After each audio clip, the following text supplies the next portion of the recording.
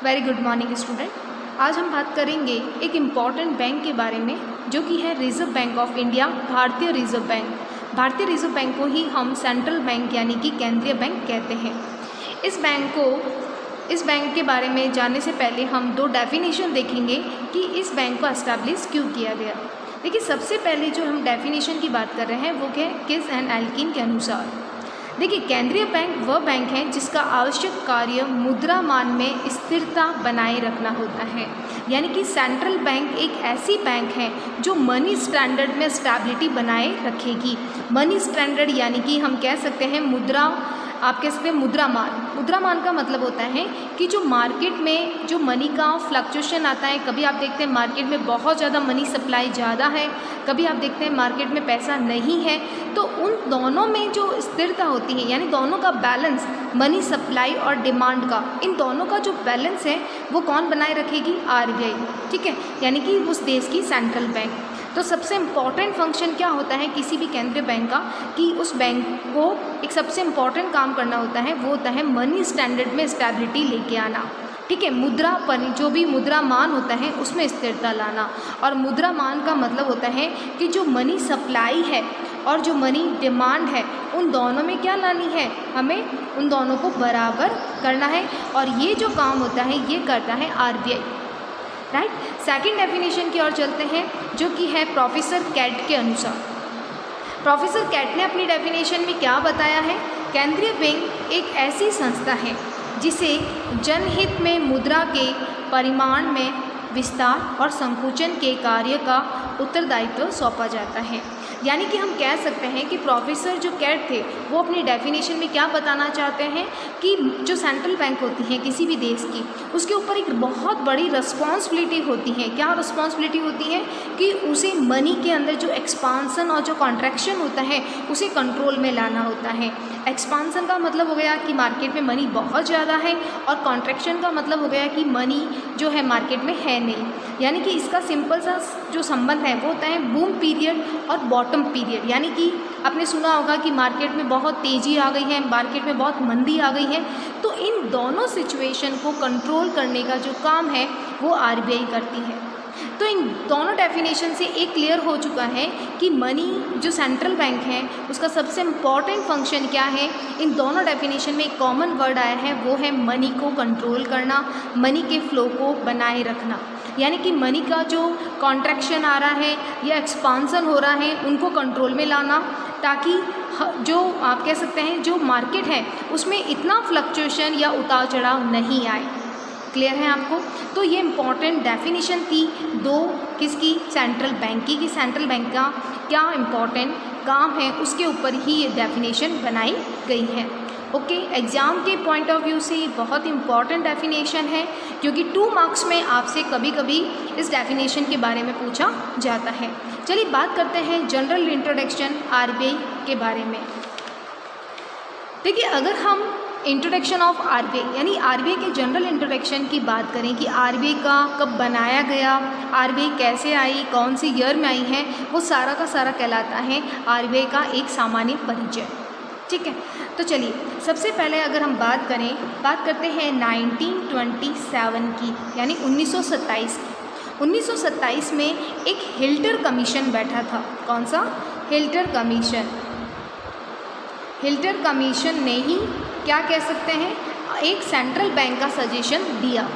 तो 1927 में एक हिल्टर कमीशन बैठा, उस कमीशन ने ही एक ऐसी बैंक को एस्टेब्लिश करने का आप कह सकते हैं रिकमेंडेशन रखी या सिफारिश की जो कि सारी बैंकों को कंट्रोल कर पाए और सभी बैंक के नियंत्रण का जो पावर है वो उस बैंक के पास रहे।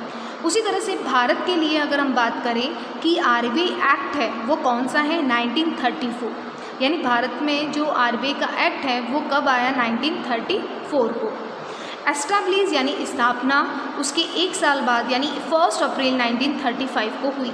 ये आपको याद रखना है, 2 मार्क्स का क्वेश्चन आता है कि व्हेन द आरबीआई एस्टैब्लिश यानी कि आरबीआई की स्थापना कब हुई? 1 अप्रैल 1935 को। हेडक्वार्टर के बारे में आपको एक इम्पॉर्टेंट चीज़ याद रखनी है कि हेडक्वार्टर जब आरबीआई का एस्टैब्लिश किया गया, कब किया गया? 1935 को। तो 1935 से लेकर 1937 तक यानी कि ये 2 साल कहाँ रहा आरबीआई का हेडक्वार्टर? कोलकाता। उसके बाद में अगर हम बात करें 1935 के बाद में इसे कहाँ शिफ्ट कर दिया गया? मुंबई। ओके, उस समय हम मुंबई नहीं बोलते थे, उस समय हम बम्बई बोलते थे। ठीक है, तो अगर आपसे पूछा जाए कि फर्स्ट जब आरबीआई को एस्टेब्लिश किया गया तब आरबीआई का हेडक्वार्टर कहाँ था? कोलकाता में। उसके बाद में 1937 से और प्रेजेंट टाइम तक इसका हेडक्वार्टर कहाँ है? मुंबई। तो प्रेजेंट टाइम में अगर आपसे पूछा जाए कि आरबीआई का हेडक्वार्टर कहाँ है तो वो कहाँ आएगा? मुंबई में। ओके, कुछ इसकी जनरल इंट्रोडक्शन में देखिए, फर्स्ट गवर्नर, क्योंकि उस समय 1935 में आप जानते हैं कि 1935 में भारत आज़ाद नहीं हुआ था और उस समय जो हमारे फर्स्ट गवर्नर थे आरबीआई के वो कौन थे? Osborne Smith. आपको ध्यान रखना है कि ये 2 साल तक हमारे भारत के गवर्नर रहे। ठीक है, भारत के, या हम कह सकते हैं आरबीआई के गवर्नर रहे। ठीक है, तो ये आपको याद रखना है। फर्स्ट गवर्नर कौन थे? Osborne Smith. सेकंड गवर्नर भी कौन थे? जेम्स टेलर थे, जो कि 1937 से लेकर 1943 तक रहे। अगर हम बात करें कि फर्स्ट इंडियन गवर्नर यानी कि पहला भारतीय गवर्नर कौन बना, वो थे सीडी देशमुख, जो कि 1943 से लेकर 1949 तक बने। आपको याद रखना है, अगर आपसे पूछा जाए कि आरबीआई का फर्स्ट गवर्नर कौन है तो ये ऑसबॉर्न स्मिथ लिखना है। अगर आपसे ये पूछा जाए कि भारतीय गवर्नर कौन था फर्स्ट, तो आपको सीडी देशमुख का नाम लिखना है। क्लियर है आपको? और प्रेजेंट टाइम में अभी गवर्नर कौन है? शक्तिकांत दास, जो कि 25 नंबर के गवर्नर बने हैं। तो प्रेजेंट टाइम में गवर्नर कौन है? शक्तिकांत दास। देखिए, जब हमारी आरबीआई बैंक को एस्टैब्लिश किया गया तब ये एक प्राइवेट बैंक के रूप में कार्य करती थी, ये आपको ध्यान रखना है। यानी कि 1935 से, यानी कि 1935 से लेकर 1948 तक आरबीआई एक प्राइवेट बैंक के रूप में कार्य करती थी, ये आपको ध्यान रखना है। सारी की सारी बैंक इसके कंट्रोल में थी। ठीक है, लेकिन जब हमारे देश में आज़ादी के बाद रूरल डेवलपमेंट करना था, यानी ग्रामीण विकास करना था, लेकिन कोई भी बैंक रूरल सेक्टर में एस्टेब्लिश नहीं होना चाहती थी। लेकिन इसकी जो रूरल डेवलपमेंट होता है यानी ग्रामीण विकास होता है, इसकी सबसे बड़ी जिम्मेदारी किसके पास होती है? हमारी गवर्नमेंट के पास में, क्योंकि उनको ग्रामीण विकास, उनको शहरी विकास, सारे देश का विकास की जिम्मेदारी सरकार के पास रहती है। लेकिन वहाँ पे जब हम बात करेंगे आज़ादी के बाद 1947 के बाद, जब हमारे देश की सरकार हमारे देश में रूरल डेवलपमेंट करना चाहती थी और वो चाहती थी कि सभी रूरल एरिया में एक बैंक एस्टेब्लिश हो, लेकिन जो कि आरबीआई के कंट्रोल में बैंक थी, लेकिन आरबीआई और बैंक में आप कह सकते हैं ऐसा कोऑर्डिनेशन था कि कोई भी रूरल एरिया में बैंक एस्टेब्लिश नहीं होना चाहती थी।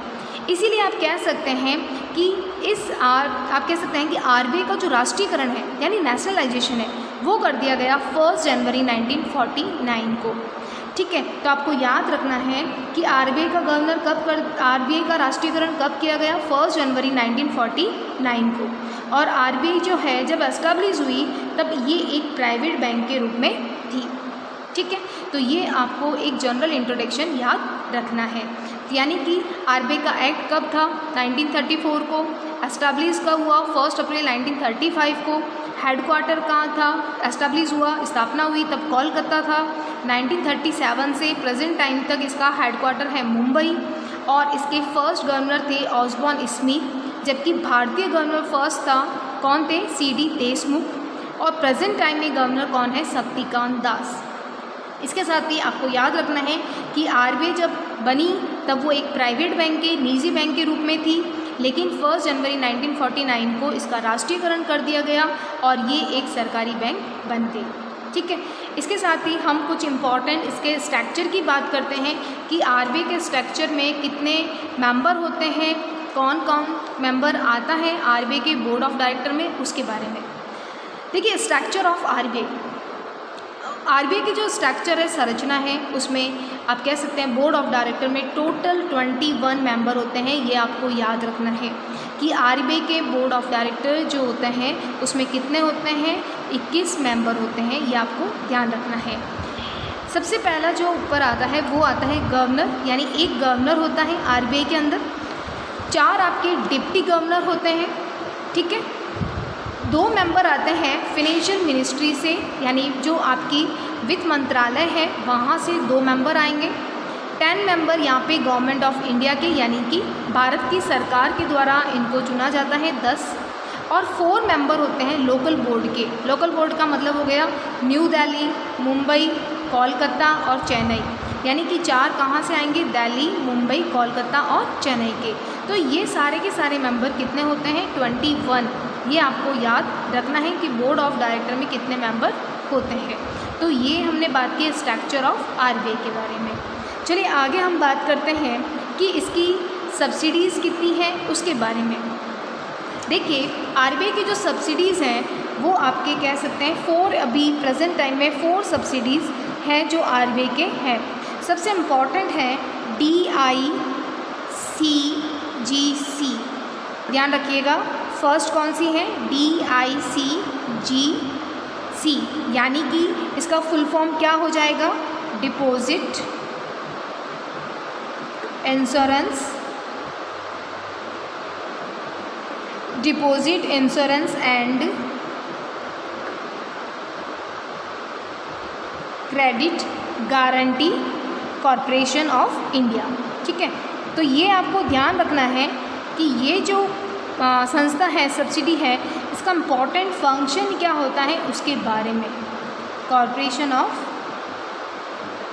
इंडिया, यानी कि इसका फुल फॉर्म क्या आ गया आपका, deposit insurance and credit guarantee corporation of India. ये आपको याद रखना है। आप जानते हैं जो भी पैसा हमारे अकाउंट में बैंक में जमा होता है उस पर ये जो संस्था है DICGC ये हमें एक इंश्योरेंस देता है, यानी इंश्योरेंस प्रोवाइड करता है। और जब भी हम बैंक में पैसा जमा कराते हैं तो उसका इंश्योरेंस होता है, उसके लिए हमें कोई प्रीमियम नहीं भरना होता है। लेकिन हमारी जो भी अगर कोई बैंक है जिसमें हमने पैसा सबमिट किया है, डिपॉजिट कराया है, अगर वो बैंक है वो आप क्या कह सकते हैं डिफ़ॉल्ट में चली जाए या उसमें कुछ आप कह सकते हैं दिवालिया घोषित हो जाए, तो उस बैंक से हमें इंश्योरेंस के रूप में 5 लाख तक आपको मैक्सिमम अमाउंट मिलती है, ठीक है। यानी कि अगर आपकी बैंक में आपकी बैंक में 10 लाख सबमिट है, यानी डिपॉजिट कराए हैं, चाहे वो किसी भी फॉर्म में हो, FD हो, RD हो, तो आपको वहाँ पे इंश्योरेंस कितना मिलेगा।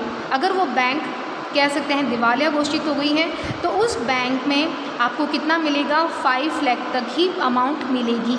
क्लियर है। तो ये जो इंश्योरेंस है ये कौन सी देती है संस्था, ये आपको याद रखना है। बात करते हैं सेकंड की। सेकंड है हमारा BRBNM।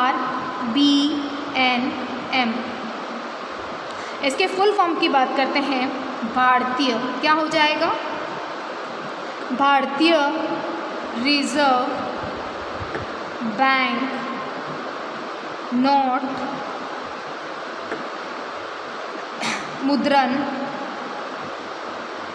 मुद्रण प्राइवेट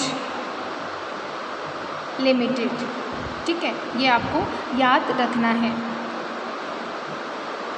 तो दूसरी कौन सी हो गई है, भारतीय रिजर्व बैंक नोट मुद्रण प्राइवेट लिमिटेड। क्लियर है आपको। तो ये इसका इम्पॉर्टेंट फंक्शन होता है, आपने देखा होगा कि भारत में जो करेंसी है, जो भारत के नोट हैं, वो किसके अंडर में आते हैं, वो सारे की सारी इस ये संस्था ही भारत में नोट और प्रिंटिंग, जो भी नोट बनाने का है, प्रिंट करने का है, या आप जानते हैं कि टकसाल का काम है, यानी कि जो सिक्के जो बनाए जाते हैं वो किसके अंडर में आता है, तो वो इसके काम में आएगा। यानी आरबीआई ने अपने सारे फंक्शन को अलग अलग डिवाइड कर दिया है अपनी सब्सिडीज़ के रूप में। तो सेकंड का फुल फॉर्म आपको याद रखना है। फर्स्ट का मैंने आपको बताया, सेकंड का इम्पॉर्टेंट फंक्शन क्या है कि ये करेंसी प्रोवाइड करने का कार्य करती हैं। जो भारत में आप देखते हैं कि जो करेंसी बनती है या जो सिक्के बनते हैं उसके बारे में, ठीक है। ये 1995 में एस्टैब्लिश किया गया इसको। भारत में 4 प्रेस है, यानी कि इम्पॉर्टेंट 4 प्रेस हैं जो कि क्या करते हैं, करेंसी को बनाने का, प्रिंटिंग करने का, सिक्के को बनाने का काम करते हैं, जो कि एक कर्नाटक में। तो ये इम्पॉर्टेंट क्या है, 4 इसके कह सकते हैं इम्पॉर्टेंट प्लेस थी जो कि भारत में नोट प्रिंटिंग का काम करती हैं। एक मैसूर में है, एक सालबनी में है और दूसरा कहाँ पे है, तीसरा आपका नासिक में और फोर्थ है देवास में। तो ये आपको ध्यान रखना है कि ये नोट प्रिंट का काम करती है भारत में। ठीक है, अब आगे बात करते हैं और इसकी सब्सिडीज़ कौन सी हैं। तो एक होती है आपकी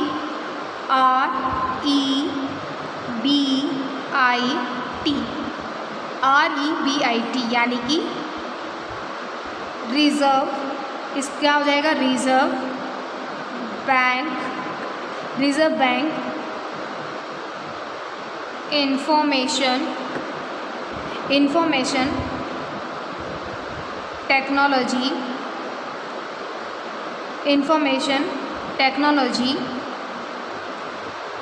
प्राइवेट लिमिटेड।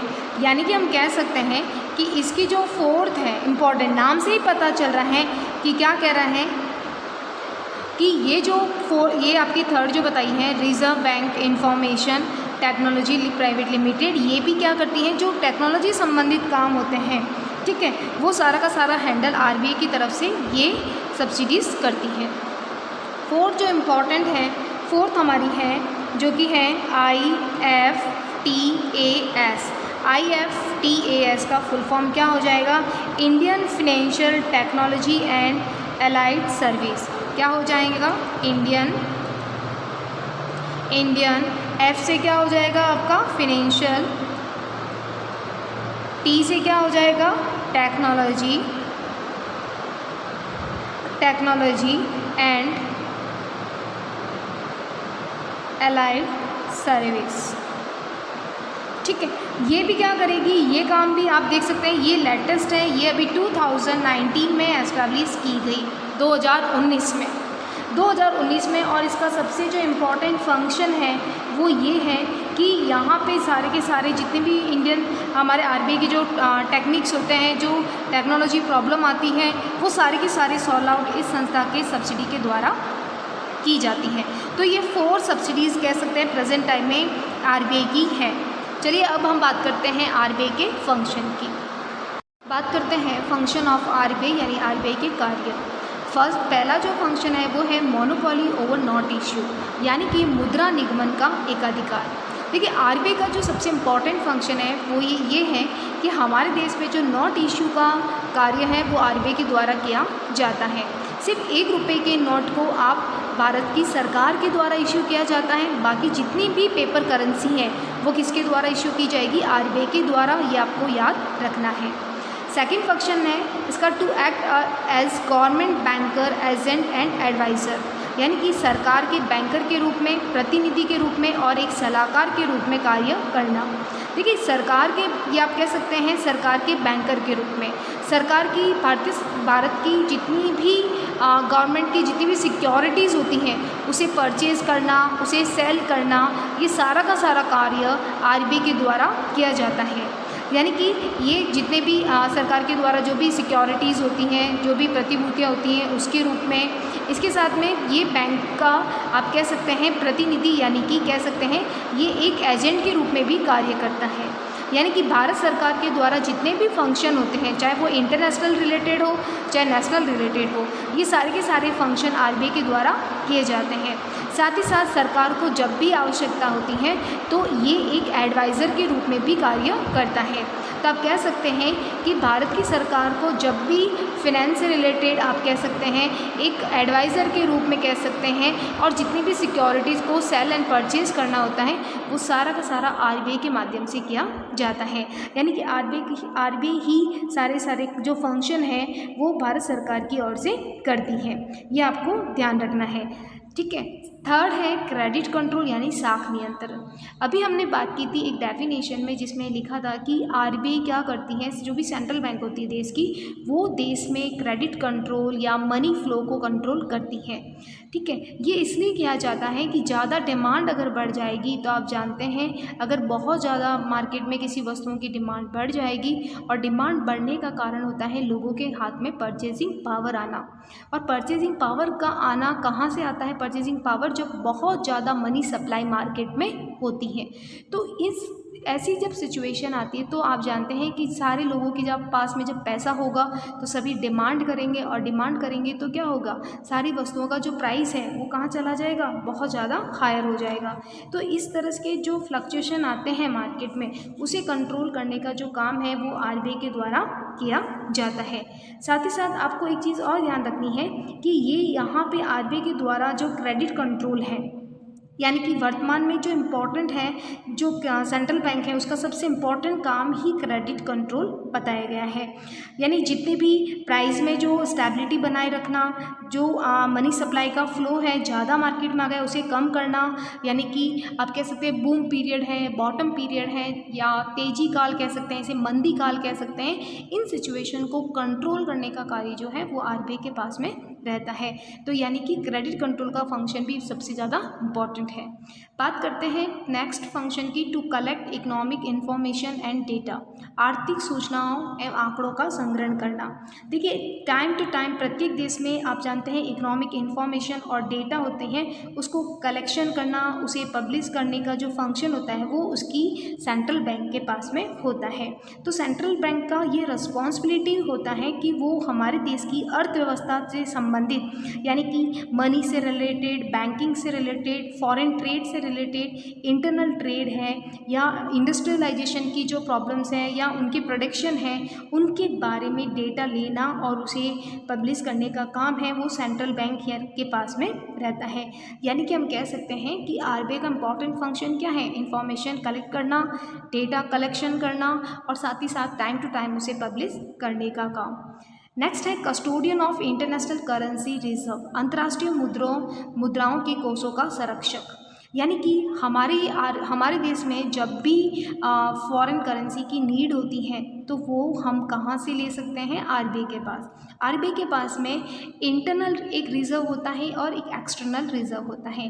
इंटरनल रिज़र्व होता है नोट इशू करने के लिए, ठीक है, ताकि जनता का विश्वास बना रहे हमारी करेंसी के ऊपर। साथ ही साथ एक्सटर्नल रिज़र्व भी होता है जिससे आप कह सकते हैं कि बैलेंस ऑफ पेमेंट है उसको बैलेंस में लाना, या आप कह सकते हैं कि फॉरेन ट्रेड में जब भी हम विदेशी व्यापार करते हैं तो वहाँ जो पेमेंट करना होता है तो हम आसानी से कर सकते हैं। इसीलिए आपका जो सेंट्रल बैंक है देश का वो इंटरनल और एक्सटर्नल रिज़र्व बना के रखता है ताकि कोई भी परेशानी नहीं हो, ठीक है। इसका मतलब ये है कि जो रिज़र्व बैंक ऑफ इंडिया है उसका मेन फंक्शन क्या हो गया है कि विदेशी जो फॉरेन करेंसी होती हैं उसकी रिज़र्व को बनाए रखना ताकि हम एक्सचेंज रेट में स्टेबिलिटी लेके आ सकें और इंटरनेशनल पेमेंट जो होता है वो आसानी से हमारे देश के द्वारा किए जा सके। तो ये इम्पॉर्टेंट कुछ ऐसे फंक्शन हैं जो कि जनरली आपसे एग्जाम में पूछे जाते हैं, ठीक है। तो एक बार हम देख लेते हैं। सबसे पहला जो फंक्शन है वो आपको ध्यान रखना है नोट इशू करने का। नोट इशू करने का जो अधिकार होता है वो सिर्फ आरबीआई के पास होता है, ठीक है। इसमें आपको एक और चीज़ लिखनी है कि एक 1 रुपीज़ के नोट की बात करें तो वो उसका अधिकार भारत की सरकार यानी गवर्नमेंट ऑफ इंडिया के पास होता है। बाकी जितनी भी पेपर करेंसी होती है जैसे 2000 का नोट है या 500 है, 100 है, 50, जितने भी नोट होते हैं उसको इश्यू करने का पावर आरबीआई के पास रहेगा। साथ ही ये हमारे भारत की सरकार की बैंक के रूप में काम करता है। भारत की सरकार यानी कि गवर्नमेंट ऑफ इंडिया के जितने भी फंक्शन होते हैं, ठीक है, चाहे वो इंटरनेशनल पेमेंट से रिलेटेड है या आप कह सकते हैं जनता से कोई कनेक्शन है, तो वो सारे के सारे फंक्शन आरबीआई के द्वारा किए जाएंगे। क्रेडिट कंट्रोल यानी कि मनी का फ्लो मार्केट में ज़्यादा है तो उसे कम करना, और अगर कम है तो उसे ज़्यादा करना, यानी कि मनी सप्लाई को कंट्रोल करने का फंक्शन भी जो काम है वो भी आरबीआई के पास रहता है। हमारे देश में जो भी इकोनॉमिक से रिलेटेड जितनी भी इंफॉर्मेशन होती है उसको कलेक्शन करना और उसे टाइम टू टाइम पब्लिश करने का जो पावर है वो आरबीआई के पास रहता है। साथ ही ये हमारे एक कस्टोडियन के रूप में काम करती है इंटरनेशनल करेंसी के लिए, यानी कि आप देख सकते हैं एक संरक्षक होता है इंटरनेशनल करेंसी का, ताकि आप बैलेंस ऑफ पेमेंट को इक्वल कर सकें और साथ ही साथ आप क्या कर सकें कि आप अपना जो भी अंतर्राष्ट्रीय भुगतान होता है, इंटरनेशनल पेमेंट होता है, वो आप आसानी से कर पाए। तो ये कुछ इम्पॉर्टेंट फंक्शन थे आरबीआई के। Okay, thank you.